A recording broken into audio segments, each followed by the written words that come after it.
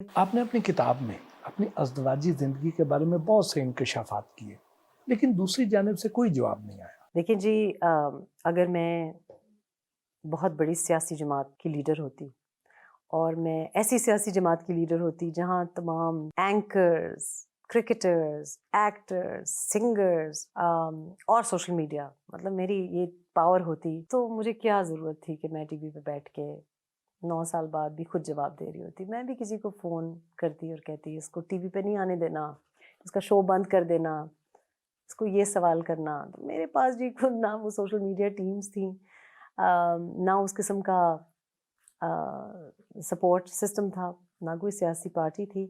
تو ادھر تو جو سیاسی پارٹیز ہیں، جو پی ٹی آئی کی مخالف سیاسی پارٹیز ہیں، وہ مقابلہ نہیں کر سکتی، ایسا پروپیگنڈا ہے۔ کیا شادی شدہ زندگی کو پبلک کرنا مناسب ہے؟ کیونکہ میاں بیوی کے درمیان تو بہت سی پرسنل باتیں ہوتی ہیں۔ اگر آپ اپنی منکوحہ بیوی کے بارے میں غیر مردوں، نامحرم خواتین، لائرز، دنیا بھر کے ساتھ رابطے میں ہوں کہ آپ نے کچھ مہینے بعد کیا کرنا ہے، تو پھر وہ تو شادی ہی نہیں، وہ تو شادی کے نام پہ ایک ڈرامہ ہے، وہ ایک فریب ہے، وہ ایک دھوکہ ہے، اور وہ پھر وہ رشتہ جینون ہی نہیں ہے۔ اور آپ کیوں ایسی حرکت کریں؟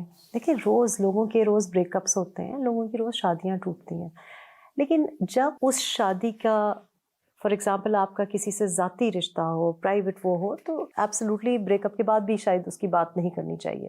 لیکن جب ایک ایسے انسان کے بارے میں آپ کو کچھ ایسا پتا ہو جس کی دماغی توازن کی وجہ سے یا سوچ کی وجہ سے 24 کروڑ عوام کے علاوہ پورا خطہ افیکٹ ہو رہا ہو، تو میرا خیال ہے وہ پھر آپ کو ڈیسائیڈ کرنا پڑتا ہے۔ دین سائلنس از بیٹریل۔ شادی سے پہلے چیئرمین تحریک انصاف کے بارے میں آپ کا جو امیج تھا اور علیحدگی کے بعد اس میں کیا تبدیلی آئی؟ پہلے کیا سوچا تھا، کیا نکلا، کیا پایا؟ اچھا، دی انٹرسٹنگ تھنگ اس کہ میرا وہی امیج تھا کہ جو بہت سے لوگوں کا ہے، جو آج کل بھی لوگ سوچ رہے ہیں۔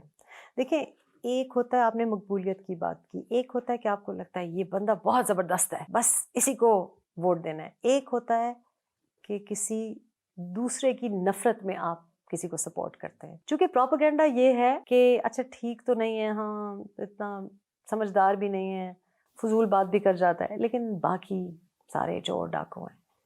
یہ سوچ ہوتی ہے ایک اوورسیز پاکستانی کی، یہ سوچ ہوتی ہے ایک پی ٹی آئی کے ووٹر کی۔ یہ میری سوچ تھی میری، جب آئی ڈنٹ تھنک کہ وہ کوئی خاص برائٹ ہے، مجھے لگ نہیں رہا تھا کہ کوئی خاص اسٹیٹسمن شپ پراپرٹیز ہیں، لیکن مجھے لگا نہیں، سادہ تو ہے، تو ہم سنبھال لیں گے، ہم کچھ بتا دیں گے کہ یہ کپڑے پہننے ہیں، یہ ایسے، وہ یہ سادہ تو ہے، کرپٹ تو نہیں ہے۔ یہی بات ہوتی ہے، دور سے ہم کو یہ لگتا ہے۔ تو وہ اس وہم میں کہ سادہ ہے، زندگی میں بھی سادگی ہے، چالاک نہیں ہے، آنیسٹ ہے، تو وہ پھر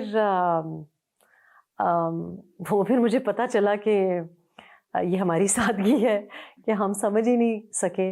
اور آئی تھنک کہ سادہ بالکل نہیں ہے، بہت زیادہ شاطر ہیں، بہت زیادہ سمجھتے ہیں، اپنا جو مطلب ہے وہ پورا کرنا، لوگوں کو بڑی جلدی پہچان جاتے ہیں، ٹائم نہیں ویسٹ کرتے فضول، جس سے کام ہوتا ہے بس اسی سے کام رکھتے ہیں، کس سے کیا کام نکالا جا سکتا ہے، اور یہ ایک کوالٹی ہے۔ اون چودھری نے آپ پر الزام لگایا کہ آپ نے فلم لانے کے لیے علیم خان صاحب سے پیسے مانگے تھے۔ اب جا کے ان سے انٹرویو کر کے پوچھیں نا، تو اب تو اون چودھری صاحب بھی میرا خیال ہے صراط مستقیم پہ آ ہی گئے ہیں، اب ان سے جا کے پوچھیں، پھر وہ آپ کو مختلف جواب دیں گے۔ دیکھیں، میں فیصل واڈا کے بارے میں بہت لوگ ٹی وی پہ بات کرتے ہیں، اور لوگوں کی ایک پرسیپشن بھی ہے، میں ان کے جو سیاست کا سٹائل ہے یا جو بولنے کا انداز ہے یا جس طرح سے بھی ان کی ایک وہ، اس کے بارے میں تو میں زیادہ نہیں کامنٹ کرنا چاہتی، لیکن مجھے بڑا افسوس ہوا کہ طلاق کے بعد بہت سے لوگوں کو حقیقت پتہ تھی، اور انسان کا جو کردار ہے، کیریکٹر، تب پتہ چلتا ہے جب آپ سچ بولنے کی ہمت رکھیں۔ اور بڑی باتیں کی گئی فلم کے بارے میں، عجیب عجیب باتیں کی گئیں جی، 17 کروڑ یہاں سے لیے، 5 کروڑ یہاں سے لیے، 7 کروڑ وہاں سے لیے. کسی اور میں علی بھی میری بھائیوں کی طرح ہے، ہو سکتا ہے لوگوں کی مجبوریاں ہوں، لیکن میں نے اپریشیٹ کیا کہ فیصل واڈا کے بارے میں بھی یہ بات کی گئی تھی. صرف فیصل واڈا آئے، انہوں نے پریس کانفرنس کی، ٹی وی پہ بولا کہ بھابھی نے ایک پیسے کو ہاتھ نہیں لگایا میں اس کا، اور ان کو ضرورت نہیں تھی یہ کہنے کی، وہ بھی چپ ہو جاتے باقیوں کی طرح، لیکن وہ بولا. اور یہ میں ہمیشہ یہ بات یاد رکھوں گی، کیونکہ الحمدللہ میں نے جانان فلم جب بنائی تو جو فلم بنائی وہ میں نے کسی ینگ لڑکے کو فلم میکر بنانے کے لیے، اس کے کریئر کے لیے کیا. اور میں نے جو فلم پہ پیسے لگے، نہ وہ جب پیسہ لگا اس پہ انیشلی، ہم نے 1 کروڑ 25 میں فلم ریپ اپ کی. ایکچولی شاید یہ بات بتانی نہیں چاہیے، اب ہم فلم بنانے چاہ رہے ہیں، لیکن ہم نے بہت شو اسٹرنگ بجٹ پر، ہمیں بہت دقت ہوئی اس کے لیے فائنانس ریز کرنے کے لیے. لیکن نہ میں نے اس پیسے کو ہاتھ لگایا جو انویسٹ ہوا، اس میں ہاتھ ہی نہیں لگایا، nothing to do with it, اور نہ میں نے اس کے پروفٹ کو ہاتھ لگایا. عائشہ گلالئی نے جو الزامات لگائے تھے ان میں کس حد تک حقیقت تھی؟ وہ کوئی ٹک ٹاکر انفلوئنسر تو ہے نہیں.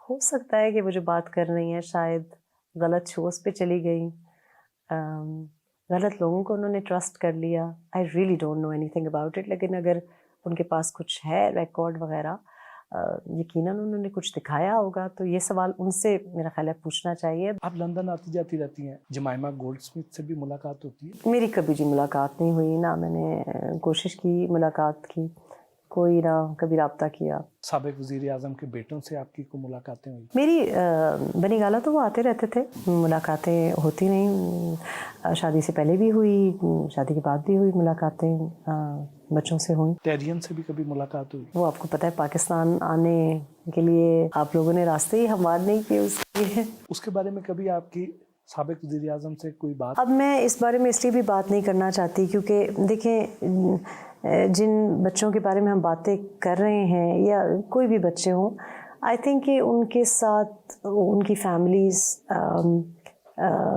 کے ساتھ بھی جو کچھ ہوا، ان کے اوپر آلریڈی بہت زیادہ، بچوں کا اس میں تو قصور نہیں ہے نا کہ والدین کیا کریں. چیئرمین تحریک انصاف کس حد تک مذہبی شخصیت ہے؟ قرآن پاک کتنا پڑھتے تھے؟ ایک تو میں یہ سمجھتی ہوں کہ آپ کا جو بھی مذہبی عقیدہ ہو، جو بھی ہو، وہ پالیٹکس سے اس کو آپ کو دور رکھنا چاہیے.